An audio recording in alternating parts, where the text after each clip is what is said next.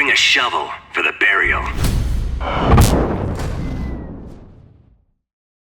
Planet Earth, an anomaly in a universe of lifeless rocks. As far as we know, it is the only world that hosts intelligent life. Upon this rock there are countless creatures that live, breathe, and die each day. Let's send them to space. The rules are simple. Only use units named after animals, for example, vultures or ravens. The name must be of a species, not of an individual animal. The only exception is for the Protoss missions, because the Protoss apparently ate animals. If a Protoss unit name has part of a species name in it, it's good. For example, Dark Templar, Phoenixes, or Void Rays. And of course, transport and worker units are allowed. Only use defensive structures named after or connected to animals, for example, Shrike turrets and hive mind emulators. For added challenge, I won't use missile turrets for anti-air. The run will officially begin with the Evacuation, which gives me the first animal unit, the Firebat. The run will be done on hard.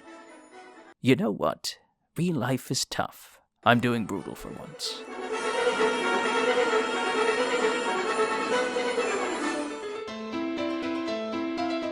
Here we see the Firebat in its natural habitat. As a side effect of being in space, it appears this species of bat is unable to fly, and instead must trudge along the ground like the rest of us. As its name suggests, it excels at scorching poorly armored prey, enabling it to better eat the soft insides of Zerg bioforms. The only downside is that its heavy armor makes it easy pickings for airborne foes like mutalisks.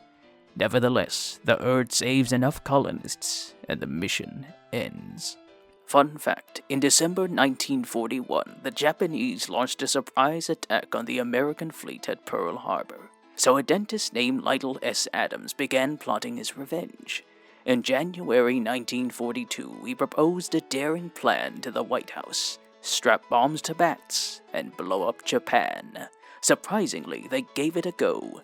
To transport the bats, they stuffed them in ice cube trays for safekeeping, and had a cardboard container to release them when needed.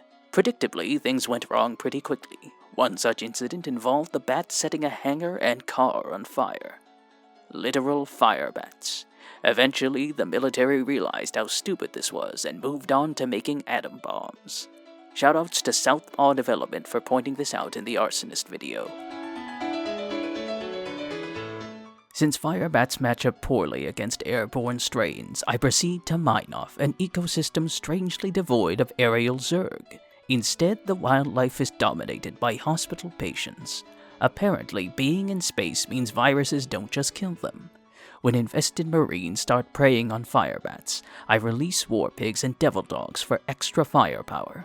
As a side effect of being in space, it appears pigs and dogs can also operate military-grade firearms. Eventually, they locate the remaining hospitals and burn them all down. Fun fact, there's 2 new units, so some quick ones. War pigs have been used since the time of the Romans. They were reportedly covered in tar and set on fire to terrify war elephants and people with their panic squeals. Devil Dog comes from a nickname given to the US Marines by the Germans during World War I. It describes their ferocity as similar to dogs from hell. The usual dog associated with this is the bulldog, which is a common mascot of the Corps. Next, I assess the pack's viability in a volcanic environment. To aid them, I get access to useful shrikes. As a side effect of being in space, they can't fly or move, but are capable of operating machine gun turrets. Using them to hold off the aggressive wildlife, I release more firebats, devil dogs, and war pigs into the area. Despite the extreme heat and constant lava flows, the pack quickly tear apart the native Zerg, while the shrikes assist in dealing with mutalisks. Eventually, the last Zerg nests fall, and the mission ends. Fun fact, shrikes are terrifying. They kill their prey by ambushing them, grabbing them by the neck and breaking it, inducing paralysis or death. To store their food, they then stick them on branches like some kind of bird Dracula. It's time to test the pack in a wasteland biome. Some might say it's unethical to release animals into inhospitable war zones, but this is space and we don't have time for silly little things like treating zoo animals humanely. While exploring the area, I find diamondbacks, which are like 5 different animals, most of them snakes. As a side effect of being in space, they can hover above the ground and also mount military-grade railguns. They excel at taking down moving prey like these native locomotives, allowing them to easily gorge on their tasty mineral-rich insides. After locating all diamondbacks, they drive the local trains to extinction, and the mission ends. Fun fact, I'll pick one of the snake diamondbacks for this one. The western diamondback rattlesnake ranges from the southwestern US to northern Mexico. As its name suggests, it has diamond-shaped patterns running along its back, and its tail has black and white bands above the rattles. It hunts at night and attacks prey along trails or in burrows. Ever the responsible zookeeper, I set up shop in another toxic wasteland, and my shipment of vultures finally arrives. As a side effect of being in space, they can't fly, but they hover and can lay spiders. Must be Australian. As scavengers, they excel at scouting the area and preying upon the native SCV population. Eventually, I feed them enough minerals and get access to diamondbacks and war pigs. After gathering my pack, I decimate the local mercenary population. And the mission ends. Fun facts. If you have weak knees, you might just be a vulture. Vultures have weak legs and blunt talons, but strong bills. If a body is too tough to open, they'll wait for another predator to do it for them, which is why they're often around other scavengers like hyenas and coyotes. Since eating a corpse tends to be unsanitary, they also have strong stomach acid to ensure any bacteria is dealt with. Unlike other spiders, trapdoor spiders get their food without webs. Instead, they build underground burrows that they can hide in and ambush prey from. Some even build dens by creeks or rivers to catch small fish. This jungle environment is ill-suited for my pack since it's filled with aerial threats like the Void Ray, one of the apex predators of Starcraft 2, which can take down my Shrikes with ease. To adapt to this threat, my pigs form a symbiotic bond with my Shrike turrets, increasing their range and enabling them to tear the Void Rays from the sky. To steal gas, I construct several nests for my Shrikes and pigs, lowering in nearby air units and protecting my workers as they snatch a quick meal. By the end of the mission, most of my nests are destroyed and my pack is overrun. But I secure the gas and escape. Fun fact. Symbiosis is any relationship between 2 different organisms. There are several types, but the 3 I'll focus on are mutualism, commensalism, and parasitism. Mutualism is when both organisms benefit from a relationship. For example, the bee and the flower. Bees take nectar from flowers to make honey for their hives, while also spreading pollen necessary for flowers to reproduce. Commensalism is when one organism benefits from the relationship, while the other neither benefits nor is harmed by it. For example, cattle egrets eat insects that are scattered when cattle graze. While the cattle couldn't care less about the bugs, the egrets get a free meal. Finally, parasitism is when one organism benefits and the other is harmed. An obvious example would be a tapeworm inside your digestive tract. The tapeworm gets a free meal, and you get abdominal pain. It's back to boring old forest again. The environment is seemingly inhospitable for my pack due to the high number of aerial strains such as void rays and carrier pigeons, as well as the apex predator of the map, the Purifier, which has developed a unique adaptation of being invincible until I blow up the Protoss nests. But you know what else is invincible? Shrikes. Using my expert tactic of spamming Shrike turrets, I cull the ray and pigeon populations, allowing me to protect most of the colonist bases. To deal with the Protoss nests, I charge my pack of vultures and diamondbacks in, eliminating each nest before my pack is overrun. Eventually, my Shrikes and pigs bring down the Purifier, and the mission ends. Monolith is a fairly unstable ecosystem. It's currently suffering from several invasive species such as mutalisks, banelings, roaches, and zerglings. Taking advantage of the impending mass extinction of all native Protoss, I build up Shrike nests and gather my pack, repeatedly harassing the native fauna until I make my way to the egg. While the native stone zealots attempt to protect their egg, my pack swarms them before the swarm arrives, and the mission ends. Fun fact: mass extinction events are when species go extinct faster than they can be replaced. There are 5 major events that we know of: Ordovician, Silurian, Devonian, Permian, Triassic, and Cretaceous. In a nutshell, Earth got cold, then got warm, got hit by an asteroid, shook a lot, got hit with another asteroid. It's speculated that Earth is currently experiencing its 6th mass extinction event caused by none other than people. Can I get a waffle? Can I please get a waffle? Back to the desert, using a mix of spiders, shrike nests, bats, pigs, dogs, vultures, and diamondbacks. My pack tries its best to function in its new habitat. Unfortunately, the native Protoss are too successful at combating my invasion, so I have to use the drill here. But even with the drill, I run low on food for my animals and am nearly overrun just as the local den is breached, ending the mission. Time for some Protoss. As mentioned, since the Protoss ate animals, I had to change the rules a bit for the Protoss missions. If a unit has part of an animal name in it, or is a unit type that has part of an animal name in it, it's good. For example, Zeratul is a Dark Templar. Templar is a type of harvestman. As a side effect of being in space, he can apparently teleport and turn invisible. Must be Australian. Using my expert tactic of running away from my problems, I sneak Zeratul past the native Mutalisks and Broodlords, though I'm unable to destroy more than one of their nests. Nevertheless, I get to each watering hole and escape the planet. Fun fact: harvestmen or daddy longlegs do not always have long legs. They're called harvestmen based on the belief that killing one will lead to a bad harvest for the year.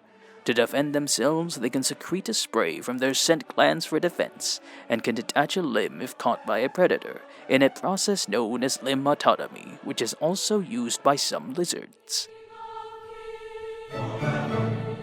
After running into some difficulty with the other Protoss environments, I decide to set up shop in an urban environment, which is currently dealing with a mass extinction event known as getting eaten by bug. Since my zoo has a distinct lack of winged creatures, I have to rely on imported medevacs to get around. The good news is that there is an abundance of native pigs stranded on the rooftops, allowing me to demolish the Moebius nests with a swarm of swine and vultures. Now, one might think that storming a military installation with animals is incredibly unethical, and you'd be right, but it's also fun. While I'm unable to beat the native battlecruisers with animal units alone, I unleash the apex predator of the map, the Odin, and feed it SEVs while my pack of diamondbacks and vultures drive the local populace to extinction, ending the mission. Fun fact: perhaps one of the most famous military animals was Wojciech, a Syrian brown bear who served in the Polish army in World War II. He was the mascot of the 22nd Transport Company's artillery division in the Polish Second Corps. First discovered in 1942 as a cub in Iran by Polish POWs heading to Egypt, he was present at the Battle of Monte Cassino in 1944. While he was seen lifting ammo crates, the crates themselves were actually empty or filled with used shells. Nevertheless, the media had a field day and Wojciech proved to be a big morale booster. Following the war, he retired to a village in Berwickshire, Scotland, and attended parties, dances, and concerts. He died in 1963. After several outlandish spots for my zoo, I take a trip to the city. This city being in a totalitarian regime, mind you. Using spiders to chew up enemy ground forces, I push through each of the bases using a mix of diamondbacks and vultures. To defeat the local flyers, I run my pack in to destroy the enemy nests and disable their reproductive capabilities. Afterwards, I lure the remaining banshees and BCs into shrikes and pigs. To own each den, I build shrike turrets and lay down spiders all around them, stealing all immense food and ending the mission. I finally go back to the Protoss. It may seem impossible to establish a zoo with my limited animals, but I rush the local Dark Templar nest, giving me access to my cloaking harvestmen. The apex predator of the map is Mar, a powerful hybrid with the special adaptation of being a pain in my ass. After building up enough creepy crawlies, I attack the eastern nest with Templar and Archons. But Pi, Archons aren't animals. Aren't they? As a side effect of being in space, these butterflies lack legs and wings, but can shoot lightning bolts. Anyways, eventually my pack of harvestmen and butterflies overwhelm the final nest and defeat the hybrid, ending the mission. Fun fact, butterflies use their feet to taste. Since they land to eat or mate, it's useful to be able to identify food at a touch. So the next time a butterfly lands on you, it's probably hungry or aroused. I return to Ire, a planet that recently suffered from a mass extinction event caused by getting eaten by bug.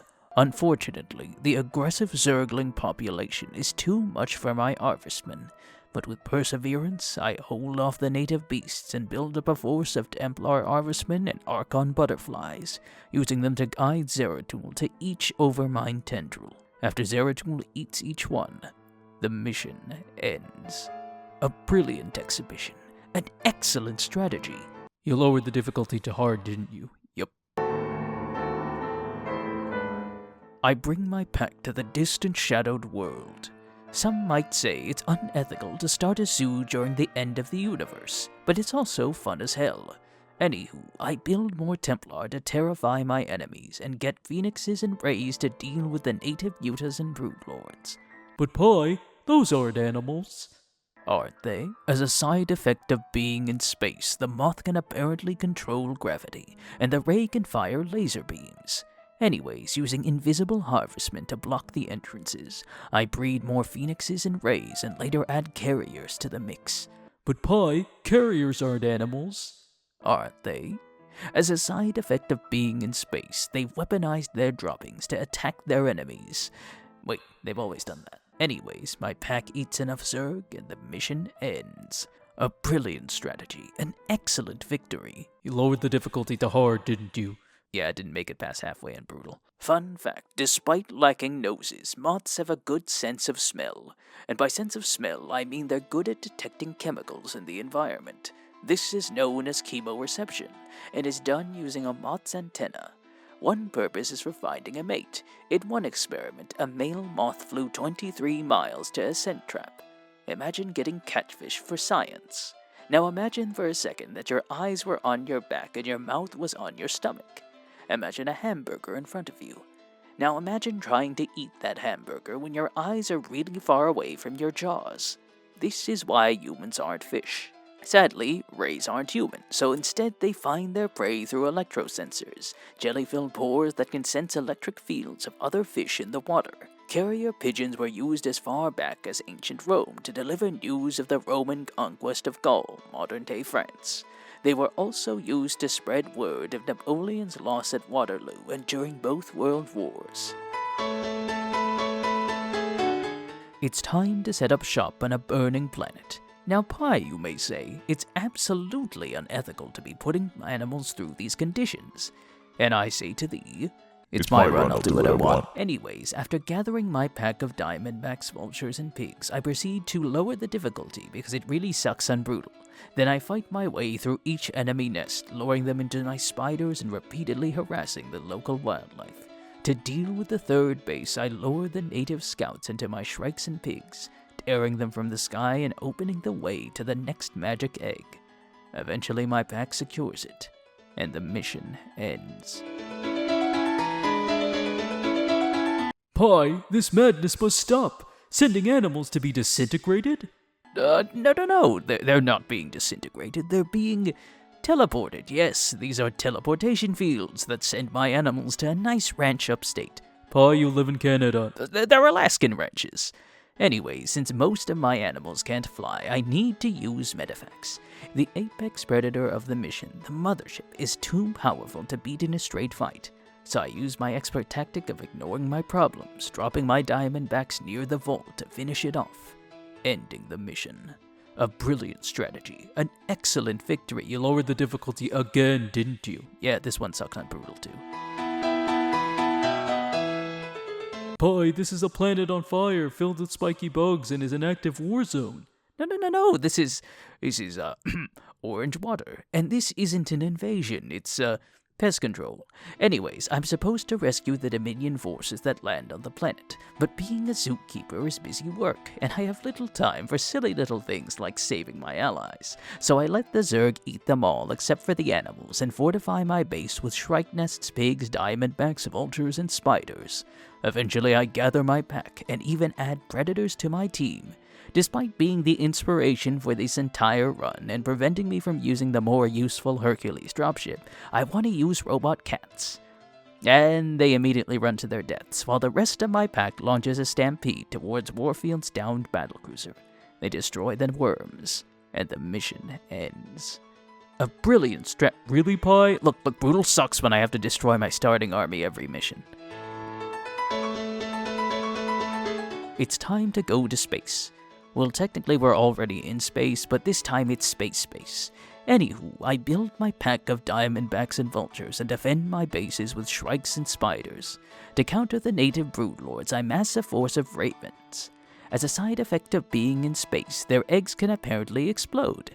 While they deal with the broodlords well, the apex predator of the map, the Leviathan, is far too powerful to beat with my flock, so I instead airlift my pack behind enemy lines and destroy each reactor, ending the mission. Fun fact, ravens can talk. They've been found to be capable of mimicking human speech as well as the calls of other birds. It's to the point that they're capable of calling their own mates whenever prey is found. I gather my pack one last time. After establishing a series of shrike nests and spiders, I proceed to lose and quickly lower the difficulty to hard. SCV ready. Normal. I lowered it to normal. To counter the native worm population, I send my diamondbacks and vultures to hunt them down, providing plentiful meat for the fight ahead.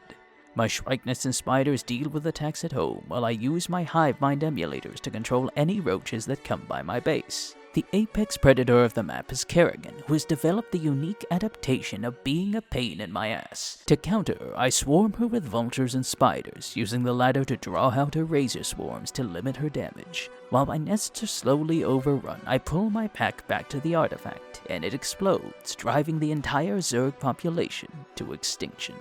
Fun fact, apex predators are at the top of the food chain. They have virtually no natural predators of their own, enabling them to prey on carnivores and herbivores alike. Some examples include tigers, jaguars, brown bears, saltwater crocodiles, killer whales, and arguably, people. You will pay for this treachery!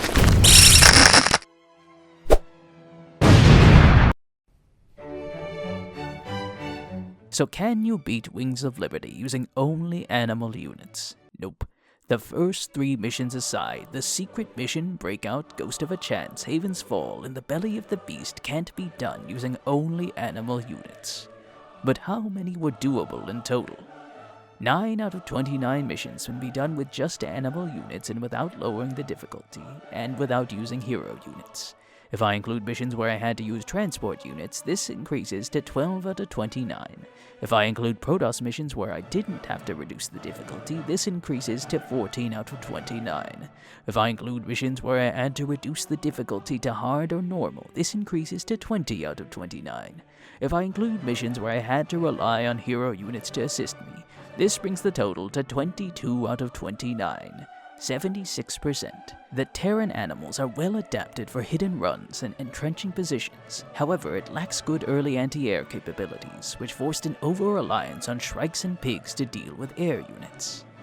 Anyways, if you enjoyed this mockumentary, be sure to like, comment, share, subscribe, and send animals into active war zones for science. Until next time, see ya.